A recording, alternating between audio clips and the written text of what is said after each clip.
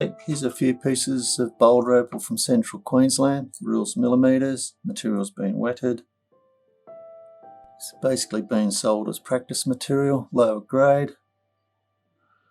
Piece like that, it's got a crack through it, so if you want to try how to split a stone, cut that off there, cut that off there, put a saw mark in the direction of the opal, which is down through there, and looking at this it'll probably just break anyway and get something flat and sharp. I use a spatula, put it in the little mark that you put with the saw blade and pry it open.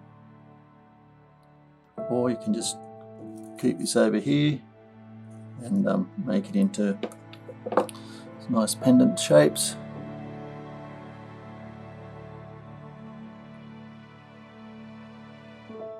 This is a nice piece that will cut nice pendant out of there, maybe a couple. Have to decide which way you want to cut it.